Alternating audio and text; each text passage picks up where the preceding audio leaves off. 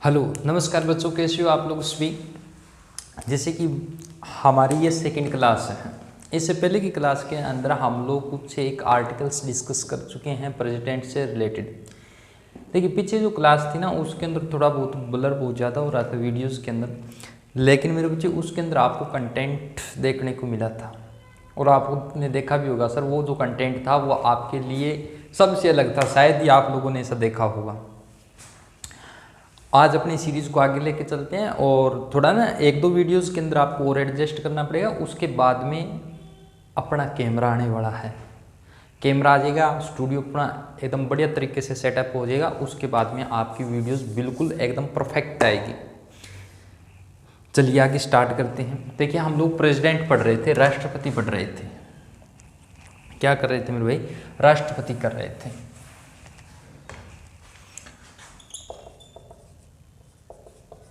राष्ट्रपति, President of India, President of India. कल हम लोग ये डिस्कस कर चुके थे sir, President of India Article 52 there shall be a President of India, यानी कि आर्टिकल 52 के तहत भारत का एक राष्ट्रपति होगा ही होगा, वो सीट कभी खाली नहीं होगी। इसी के साथ मैं आपको ये भी बता चुका था कि सर उसके अंदर आप लोग ये देखें वो आपका संवैधानिक हेड होगा, यानी कॉन्स्टिट्यूशनल हेड होगा। इसी के अंदर हम लोग ये डिस्कस कर रहे थे कि सर वो आपका भारत का पहला नागरिक होगा। प्रेसिडेंट वर्ड है, यानी जो भारत के अंदर राष्ट्रपति शब्द 30 अगस्त 1947 को कौन लेकर के आया था? डॉक्टर श्यामा प्रसाद मुखर्जी लेके आया था। इसी के साथ साथ हम लोग कौन सा सर 58 क्लोज फर्स्ट हम लोग डिस्कस कर चुके थे कि भारत का नागरिक हो, आयु 35 वर्ष की वो पूरी कर चुका हो, लोकसभा का सदस्य बनने की योग्यता रखता हो। याद कीजिए इसी के अंदर मैंने 58 सेकंड ये पढ़ाया था मेरे बच्चों, क्या लाभ के पद पे नहीं होना चाहिए। किसके पद पे? लाभ के पद पे। और यानी कि पोस्ट ऑफ द प्रॉफिट, इस पोस्ट पे, यानी कि मैंने बोला था सर लाभ का पद यानी किसी भी गवर्नमेंट सर्विस के अंदर नहीं होना चाहिए। जबकि संगमा बनाम प्रणब मुखर्जी 2012 केस आपको पढ़ाया था, जिसके अंदर आप लोगों ने ये देखा था क्या कि सर आपका president, vice president, governor, state government या आपकी नेशनल गवर्नमेंट का कोई भी मंत्री है वो लाभ का पद नहीं माना जाएगा। इसी के साथ में हम लोग इसके अंदर कौन सा सर 59 भी डिस्कस कर लिया था। 59 के अंदर हमने कंडीशंस देखी थी सर, उसको एक आवास दिया जाएगा, लोकसभा या राज्यसभा किसी भी प्रकार का क्या नहीं होना चाहिए सर, सदस्य नहीं होना चाहिए। ये अपना हो चुका था इतना। अब हमने उसकी योग्यताएं देख ली है, हमने उसकी शर्तें देख ली है। आप बोलो तो उसके चुनाव करवा दें क्या? आ जाओ ध्यान बोर्ड की तरफ। देखो आपके पास में एक अनुच्छेद आता है, अनुच्छेद 54। कौन सा मेरे भाई? 54। इसको आप लोग बता देंगे सर राष्ट्रपति का निर्वाचन मंडल, राष्ट्रपति का निर्वाचन मंडल। देखिए इसको ना आप इलेक्टोरल कॉलेज के नाम से भी जानते हैं, इलेक्टोरल कॉलेज इस नाम से भी आप लोग जानते हैं। राष्ट्रपति का निर्वाचन आर्टिकल 54 सर हम लोग देख चुके हैं।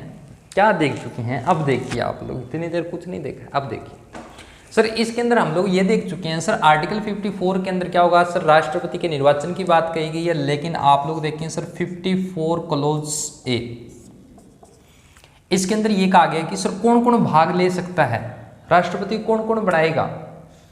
अब देखो इसके अंदर कौन कौन भाग लेगा, तो आप लोग बता दें सर राज्यसभा और लोकसभा के इलेक्टेड मेंबर्स। क्या बोला मैंने? राज्यसभा और लोकसभा के जितने भी इलेक्टेड मेंबर्स हैं यानी कि निर्वाचित सदस्य हैं, वो सब के सब क्या करेंगे मेरे बच्चों, आप लोग बता देंगे राष्ट्रपति के निर्वाचन में हिस्सेदारी लेंगे। इसी के साथ में आप लोग ये देखेंगे सर विधानसभाओं के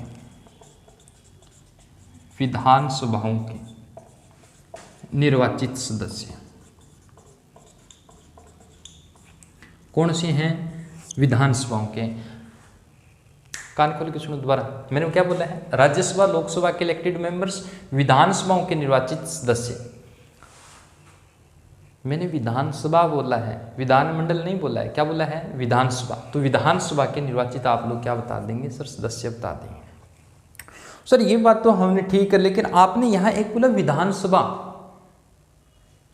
इससे रिलेटेड सर हमें ना एक सर ने बताया था, क्या बताया था कि सर यहाँ से दिल्ली और पांडिचेरी के है वो लोग भी हिस्सा लेते हैं। हाँ जी लेते हैं, बिल्कुल सही है, लेकिन वो आप लोग कहाँ देखते हैं सर, एक आर्टिकल आता है 54B, इसके अंदर आपको अगर मैं बात बताऊं तो सर आपका एक तो आपको नाम देखने को मिला पांडिचेरी, जिसको पुदुचेरी के नाम से जानते हैं, एक आपको देखने को मिला दिल्ली। क्या ये सर ये स्टार्टिंग से आपके वोटिंग कर रहे हैं, यानी कि इनकी जो लेजिस्लेचर असेंबली है उसके जो इलेक्टेड मेंबर्स हैं वो उसके अंदर पार्टिसिपेट करें। क्या ये हमेशा से करते आ रहे हैं? नहीं, हमेशा से नहीं है। आप लोग देखें सर कब की आप लोग देखते हैं कि सर एक अमेंडमेंट 17वां संविधान संशोधन हुआ था, 17वां संविधान संशोधन कब? 1972 के अंदर हुआ था। 1972 के अंदर ये क्या, सॉरी 72 नहीं 92 के अंदर ये क्या हुआ था मेरे बच्चों, अमेंडमेंट हुआ था, जिसके अंदर ये कहा गया था कि सर पांडिचेरी और दिल्ली के जो इलेक्टेड मेंबर्स हैं वो भी इसके अंदर क्या करेंगे, पार्टिसिपेट कर सकते हैं। क्या ये सच है? हाँ जी कर सकते हैं, लेकिन सर हमने ना एक और उठा के देखा था कि सर 1992 के अंदर अपने प्रेसिडेंट के इलेक्शन हुए थे, तो उन्होंने इसके अंदर पार्टिसिपेट किया है क्या? नहीं किया। फिर तो आप लोग क्या बता देंगे सर ये 1992 के अंदर अमेंडमेंट हुआ है, एक संशोधन हुआ, लेकिन इन्होंने ये एप्लीकेबल कब हुआ था? 1995 से 1995 के अंदर ये संशोधन लागू हुआ था। तो सर इन्होंने दिल्ली और पांडिचेरी ने किस में वोटिंग नहीं की? तो आप बता दें शंकर दयाल शर्मा का आप लोग नाम सुनते हैं, कौन सा? शंकर दयाल शर्मा, शंकर दयाल शर्मा, ये जो अपने भारत के राष्ट्रपति थे सर, इनके टाइम के अंदर दिल्ली और पांडिचेरी के लिए अमेंडमेंट किया गया था कि ये राष्ट्रपति के चुनाव के अंदर क्या करेंगे, पार्टिसिपेट करेंगे। ब्लर हो रहा है क्या? बिल्कुल सही है, ठीक, पार्टिसिपेट करेंगे, लेकिन ये आपका एप्लीकेबल हुआ कब? 1995 के अंदर। कौन से के अंदर भाग नहीं लिया इन्होंने? शंकर दयाल शर्मा के अंदर इन्होंने क्या नहीं किया सर? पार्टिसिपेट बिल्कुल भी नहीं किया। ठीक है सर, एक और है, कौन सा है? जम्मू एंड कश्मीर। तो जम्मू एंड कश्मीर के भी जो आपकी विधानसभा है उसके सदस्य क्या कर सकते हैं मेरे बच्चों? इसके अंदर अपने पार्टिसिपेट कर सकते हैं। तो आपने ये देख लिया कि सर राज्यसभा लोकसभा के इलेक्टेड मेंबर्स, विधानसभाओं के इलेक्टेड मेंबर्स होने चाहिए, पांडिचेरी, दिल्ली और जम्मू कश्मीर के भी। ये आपके दिल्ली, पांडिचेरी और जम्मू कश्मीर 54B के अंदर ये बताया गया है। चलूँ आगे, ठीक सर ये तो है, लेकिन कर कौन नहीं सकता, इसके अंदर कौन भाग नहीं लेगा? तो आइए देखते हैं। तो आप लोग इसी के अंदर देखेंगे सर राष्ट्रपति के चुनाव के अंदर मेरे बच्चों कौन कौन हिस्सेदारी नहीं लेगा, कौन भाग नहीं लेगा, चुनाव में कौन भाग नहीं लेगा? तो आप एक तो नाम सुनेंगे सर विधान परिषद। विधान परिषद है सर, इसके एक तो आपके कौन से सर? मनोनीत सदस्य, इसके चाहे आपके मनोनीत सदस्य हैं चाहे आपके निर्वाचित सदस्य हैं, ये दोनों के दोनों क्या हैं सर? इसके अंदर पार्टिसिपेट नहीं करेंगे। विधानसभा सॉरी आपका विधान परिषद, जिसको आप लेजिस्लेचर काउंसिल के नाम से जानते हैं, इसके मनोनीत यानी कि आपके नॉमिनेटेड और इसके इलेक्टेड जो मेंबर्स हैं वो इसके अंदर पार्टिसिपेट बिल्कुल भी नहीं करेंगे। इसी के साथ में मेरे बच्चों आप लोग ये देखते हैं कि सर कौन सा लोकसभा और राज्यसभा के जितने भी आपके मनोनीत सदस्य हैं वो भी इसके अंदर क्या नहीं करेंगे मेरे बच्चों? पार्टिसिपेट नहीं करेंगे। ये हो गया। और कौन सा है? एक आप लोग ये बता दें सर विधानसभा के जो मनोनीत सदस्य हैं ये भी इसके अंदर पार्टिसिपेट नहीं करेंगे। कौन कौन नहीं करेंगे? दोबारा देखो फटाफट, कॉपी है ना, झूठ मत बोलना, कसम लगी सिर के बाड़ों की। इधर देखो सारे के सारे जड़ जाएंगे, गंजे और हो गए।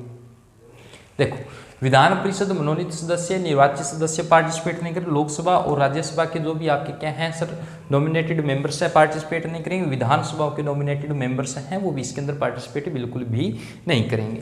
क्या अपने आगे की तरफ चलें? ठीक, देखो भैया आगे क्या है।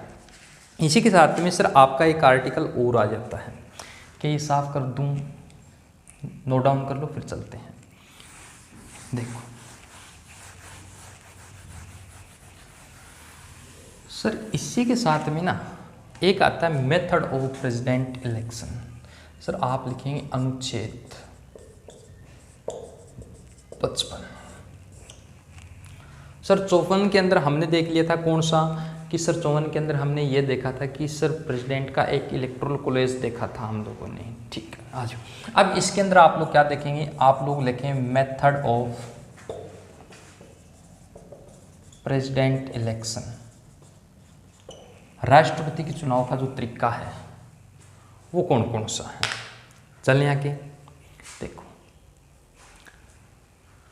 सरपंच बने हो क्या कभी, देखा है कभी सरपंच, मेंबर का चुनाव देखा होगा आप लोगों ने, पक्का देखा है। ठीक, सरपंच बनने के लिए, मेंबर बनने के लिए आप लोग गांव में करते हो, एक तो पौवा सुना है का, ये लेवी का क्या करना है का, चल का अपने नॉमिनेट करवाने चलना है, नामांकन करवाने चलना है, और आप लोग 4-5 लेके जाते हो, आप जैसे पगड़ी गुद्दी और का चल साथ में आप लोग चले जाते हो। अब जैसे आप लोग वहां पे जाते हो, क्या राष्ट्रपति के अंदर भी ये है, आप लोग बोलेगा अपने को तो पर्चा भरने के लिए जाना है, एक ट्रैक्टर ले लो, ट्रैक्टर भी कौन सा लेंगे, आप ऐसा ट्रैक्टर लेंगे जो आपकी तरह ही चलेगा, और 50-60 लोग बिठा लो उसके अंदर, बोलेगा चल का जा रहे हो, पीछे आपके बैठे हैं, वो बोल रहे हैं भाई साहब जिंदाबाद जिंदाबाद। क्या ये आप लोग डोमिनेट कर सकते हैं? बिल्कुल भी नहीं कर सकते। ऐसे नहीं है मुंह उठाया आप लोग बोले कि चल बन जाएंगे। मैंने एक बात बोली थी, अनुमोदक भी होने चाहिए। अच्छा, ये पर्चा भरवाने के लिए काम पे जाएंगे सर, अपने को तो सरपंच ही लड़ने हैं, तो आप लोग देखते हैं आपके गांव के अंदर भी आ जाते हैं सर, फॉर्म भरने के लिए आपको स्कूल में जाना पड़ता है, इसके लिए काम पे जाएंगे। सोचने वाली बात है ये। सर प्रेसिडेंट बनना में ये भी नहीं पता कि सर जाना कहाँ पे है, तो इसके लिए मैं आपको बता दूं सर, एक होता है रिटर्निंग ऑफिस, रिटर्निंग ऑफिसर होता है ऑफिसर। ये कहाँ से होता है सर? ये लोकसभा या राज्यसभा से होता है, रिटर्निंग ऑफिसर्स। इसके पास में आपको जाना पड़ेगा, और इसी के साथ में आप लोग ये देखिए मेरे बच्चों, ये रिटर्निंग जो ऑफिस है, इसका जो ऑफिस है वो आपको न्यू दिल्ली के अंदर देखने को मिलता है। ठीक है, अब चुनाव कैसा होगा इसका, चलूँ क्या आगे? ठीक, तो आगे देखेंगे, एक आप लोग देखेंगे सिस्टम। सर इसका जो सिस्टम है, इसकी जो पद्धति है वो आपकी कौन सी है, तो आप बता देंगे सर अनुपातिक है, यानी कि प्रोपोर्शनल है। कौन सी है? प्रोपोर्शनल। कौन सी बता देंगे मेरे दोस्तों? आप लोग बता देंगे सर प्रोपोर्शनल रिप्रेजेंटेशन, आप लोग बताते हैं रिप्रेजेंटेशन। सिस्टम कौन सा? प्रोपोर्शनल रिप्रेजेंटेशन है। ठीक, चुनाव इसका होगा कैसा, तो आप बता दें सर, आप लोग इसके अंदर मत कैसे डालेंगे, तो आप डालेंगे अप्रत्यक्ष। अप्रत्यक्ष मत कौन सा मतलब हुआ? अप्रत्यक्ष कहने का मतलब ये है कि आप लोगों ने क्या किया है कि आपने किसी को एमएलए बनाया है। अब देखो, आप लोग कहीं पर भी देखोगे, आपने एमएलए बनाया, किस लिए बनाया है सर? आपकी सेवा के लिए बनाया है। अब एक राष्ट्रपति बनाना है अपने को, और राष्ट्रपति यूं आएगा और बोले भाई साहब ये ले पौवा पकड़, और आपने यूं मुंह पर किया, गई, आप बोले मैं बनाऊंगा, नहीं बनेगा। आपसे घर का रिश्ता नहीं होता, आपका खुद का, कुंवारे घूम रहे हो, इधर देखो, चुप इधर देखो। यानी कहने का अभिप्राय मेरा क्या है कि आपने जो एमएलए एमपीज जो चुने हैं वो इसके लिए क्या करेंगे सर? इसके इलेक्शन के अंदर पार्टिसिपेट करेंगे, यानी कि आपने जिसको चुना है वो आगे राष्ट्रपति को चुनने में हेल्प करेगा। इसको आप लोग बोलते हैं अप्रत्यक्ष मत। और यहाँ पर जो प्रोपोर्शनल रिप्रेजेंटेशन लिखा है, इसके अंदर आप बता दें सर एमएलए एमपी वगैरह इसमें क्या करते हैं? पार्टिसिपेट करते हैं। चलूँ क्या आगे सर? इसका वोट कैसा होता है, तो आप लोग बता देंगे सर इसका वोट होता है सिंगल ट्रांसफेरेबल सिस्टम, हिंदी में बोलते हैं इसको एकल संक्रमणीय मत प्रणाली, सिंगल ट्रांसफेरेबल वोट सिस्टम आप लोग इसको बोलते हैं, या वोट लगा लेना। ये बताता हूँ, सिंगल, अरे बेवकूफ़ उसी तरीके से जैसे आपके एक तीर से कई निशाने होते हैं, आप बोलते हो ये भी मिल जाएगी, वो भी मिल जाएगी, वो भी मिल जाएगा। एक बंदा न जाने कितनों को पसंद करना है, वही है। इसके अंदर बताऊँ आगे कैसे है।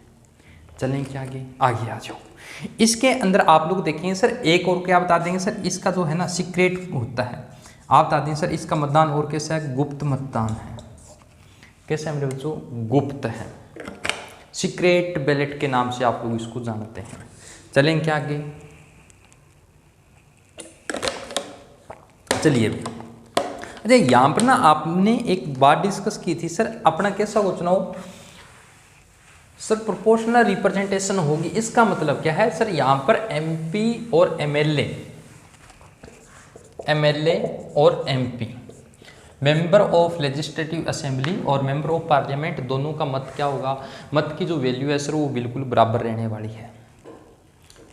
मत की वैल्यू, हाँ जी सर, कैसे रहेगी, मान के चलो कि सर एक एमएलए के मत का जो मूल्य है ना वो कैसे निकालेंगे, तो आप लोग बता दें जिस भी स्टेट का है, मान के चलो आप लोग इसके अंदर बता देंगे सर राज्य की जनसंख्या, और नीचे लिख देंगे आप लोग एमएलए की जनसंख्या, कि आपके टोटल इलेक्टेड एमएलएज कितने हैं, और आप लोग इसको क्या कर देंगे सर, आप लोग 1000 से डिवाइड कर देंगे, तो आपके पास में एक एमएलए के मत का क्या आ जाएगा सर, वैल्यू निकल के आ जाएगी। कब से लिया गया ये सर, ये फॉर्मूला इतना ही क्यों लिया गया, अभी तक चेंज क्यों नहीं हुआ ये, हम तो बहुत समय से देख रहे हैं।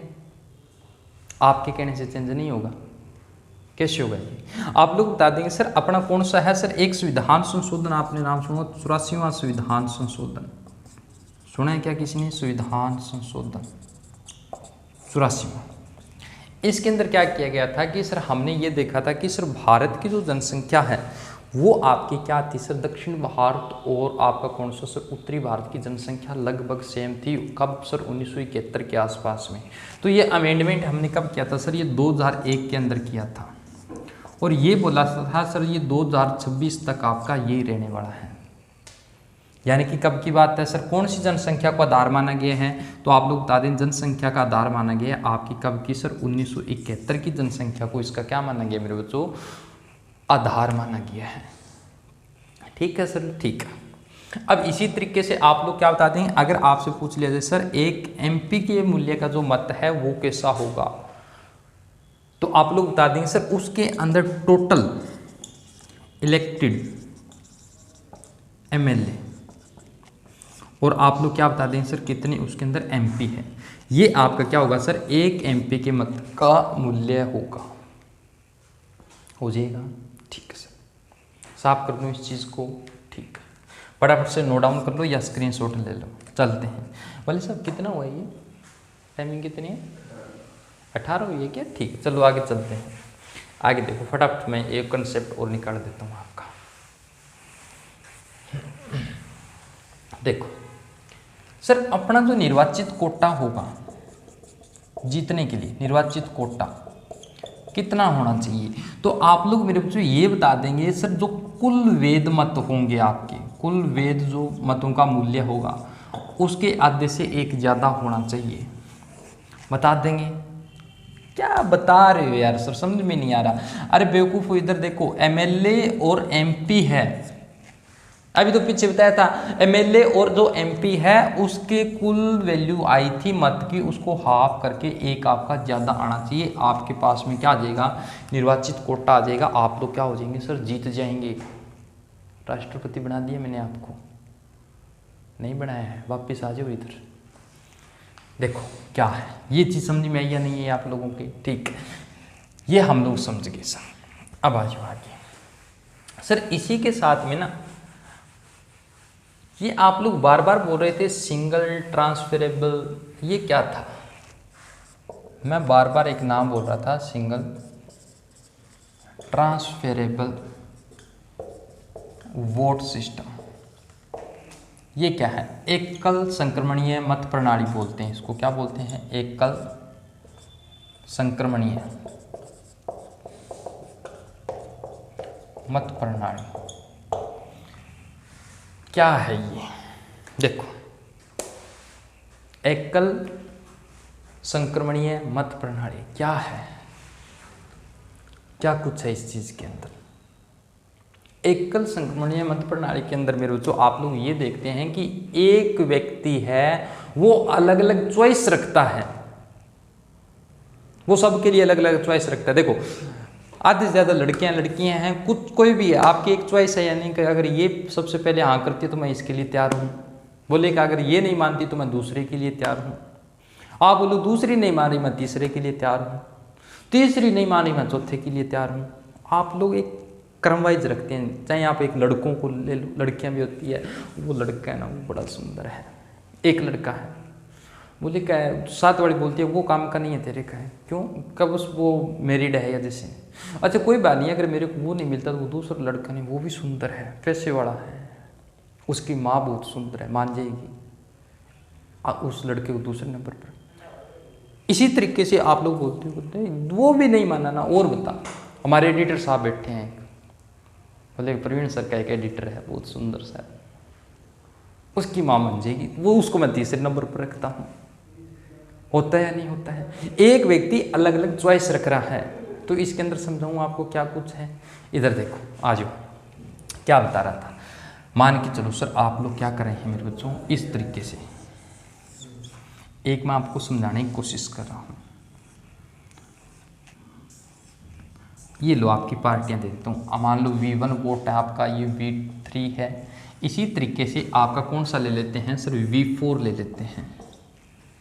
आपका ऑप्शन है ABCD, ये ले लेते हैं हम लोग, कोई भी ये पार्टियां ले लेते हैं ABCD। मान के चलो सर ये BJP है, ये कांग्रेस है, RJD है, ये कौन सी आ जाएगी, आप ले लो, आप सर ये हमने एक ले लिया, क्या है इसके अंदर, तो मान के चलो सर आपके अलग अलग मत होंगे। आपने बोला कि मेरे लिए तो ये जो A पार्टी है ना इसको मैं दूसरे नंबर पर रखता हूँ, ये जो V2 वोट मैं किसको दे रहा हूँ, आप लोग 1 पे, इसको आप 3 पे रख दो, चाहे 4 पे, इसको 3 पे, ये 2 पे, ये 4 पे, ये 1 पे, इस तरीके से आप लोग क्या करेगा। देखो एक व्यक्ति है अलग अलग वोट कर रहा है, एक व्यक्ति एक के लिए 2 नंबर पे, 3 नंबर पे, इस तरीके से आपका अलग अलग कर रहा है। इसी तरीके से आप लोग इसको कितने पर रख दोगे सर, 3 पे, इसको 1 पे, इसको 2 पे, इसको 4 पे, इसको 1 पे, इस तरीके से आप लोग क्या कर देंगे सर, इनके लिए आप लोग अलग अलग नंबरिंग दे देंगे। हो गया, ठीक है। अब क्या होगा, तो सर इसके लिए आप बता देंगे सर एक फर्स्ट काउंटिंग होती है, कौन सी होती है, फर्स्ट काउंटिंग, जिसको बोलते हैं प्रथम जनगणना। जैसे कि मान के चलो सर इसको 400 वोट आ गए, इसको चलो 300 दे देते हैं, कितने हो गए 400 300 700, इसको मैं कितने दूं 250 वोट दे देता हूँ, कितने हो गए ये आपके 700 और आपके 950 हो गए ना, ये इसको आप 150 कर दो, 150, इसको आप लोगों ने कितने कर दिए सर 100 वोट कर दिए, इसको आपने 50 कर दिए, कितने हो गए आपके 200 300 और 300 600 400 1000, 1000 वोट हो गई सर। टोटल वोट आपके पास में कितने आ गए सर, 1000 वोट आ गए। तो क्या ये सर ए वाला है, ए के पास में इतना आया है, बी के मतों की वैल्यू इतनी है, सी की इतनी है, डी की इतनी है, इसी तरीके से लेकर के आ रहे हो आप लोग। अच्छा एक फालतू हो गया ना, यहाँ से एक ज़्यादा कर दिया, इसको आप लोग ना 250 कर दो, ये लो 50, इस तरीके से कर दो, अब आपके 1000 होंगे। ये लिए कौन सा इसमें से आएगा, कौन जीतेगा सर इसमें से, तो मेरे बच्चों न तो इसके अंदर ए वाला जीत रहा है, नहीं आपका कौन सा सर बी वाला है, नहीं सी वाला, नहीं डी वाला, क्यों नहीं जीत रहा सर, इसके पास सबसे ज्यादा वोट है ना। अरे वोट होने से क्या होगा बेवकूफ हो, मैंने एक बात ये बोली थी कि टोटल जो मत होंगे उसका हाफ +1 होना चाहिए। मान के चलो कि सर ये कब पॉसिबल है सर, मान लो कभी हो जाता है ऐसा, तो सर इसके लिए हमारे सेकंड राउंड काउंटिंग होती है, वो मैं आपको नेक्स्ट वीडियो के अंदर बताऊंगा। मान के चलो अगर ए के पास 600 वोट आ जाते, इसके पास में कितने आ जाते सर 100 वोट आ जाते, इसके पास में 50 आ जाते, इसके पास में 350 वोट आ जाते, कौन जीत रहा है इनमें से, ये 400 यहाँ से ना एक एक्स्ट्रा बन रहा है, यहाँ आप लोग 250 ले आओ, 250 यानी कि 300 400, ठीक, इनमें से आप लोग बता देते सर ए यहाँ से जीत गया, ए यहीं से जीत गया, जबकि यहाँ से आप लोग बता दें, अगर यहाँ पे मैंने एक बात बोली थी कि सर जो टोटल मत होगा ना, टोटल वेद मत होगा, उसका हाफ प्लस 1 होना चाहिए, यहाँ तो नहीं है, यहाँ नहीं है, लेकिन यहाँ तो है। आप बोलते हैं सर अगर ये कंडीशन होती तो ये जीत गया, अगर ऐसी कंडीशन होगी तो ये नहीं जीतेगा। इसके लिए आपको कहाँ पर जाना पड़ेगा, आपको सेकंड राउंड काउंटिंग के लिए जाना पड़ेगा, जिसको आप लोग बोलते हैं कौन सा, द्वितीय, आपका कौन सा सर, द्वितीय जनगणना के लिए भी बोलते हैं। कुछ समझ में आया? अब सेकंड जो लेक्चर होगा ना, उसके अंदर मैं सेकंड राउंड काउंटिंग भी आप लोगों को बता दूंगा। अपने भारत में आज तक सिर्फ एक ही बार हुई है, किसके समय हुई थी, बीवी गिरी की समय हुई थी। इसी के साथ में कल की क्लास के अंदर हम लोग ये भी डिस्कस कर लेंगे सर, जैसे कि आपका जो निर्वाचन मंडल है, या फिर अगर मैं बात करूं सर निर्वाचन मंडल अधूरा है तो कौन उसके अंदर आपका क्या होगा सर, कोई फर्क पड़ेगा नहीं पड़ेगा। 71 क्लोज 4 में आपको पढ़ाऊंगा सर, कोई फर्क नहीं पड़ेगा। कुछ हो जाता है तो इसके अंदर सुप्रीम कोर्ट कौन से आर्टिकल के तहत करेगा, कल की क्लास के अंदर थोड़ा पेशेंस रखो आप लोग। कंटेंट आ रहा है, कल आप लोगों ने बढ़िया सपोर्ट किया मेरे को, और कोशिश करो मेरे को तो थोड़ा सा और आप लोग सपोर्ट करें। जितना ज़्यादा आप सपोर्ट करेंगे उतनी बढ़िया क्वालिटी अपने पास में यहाँ पर आएगी। और आप लोग ना मेरे कमेंट में ये और ज़रूर बता दें कि सर आपको और कौन सा सब्जेक्ट स्टार्ट करना है, आप लोग कौन सा सब्जेक्ट्स आगे पढ़ना चाहते हैं। कितना हुआ है वाली साहब, कितना हुआ? चलो वीडियो थोड़ी स्ट्रेंथ ज़्यादा लंबी नहीं करते हैं, इतनी रखते हैं, धीरे धीरे और बढ़ाते चलेंगे। आज आपको क्लास कैसी लगी, कमेंट आप लोगों के ज़रूर आना चाहिए, आप लोग मुझे ज़रूर बताएंगे।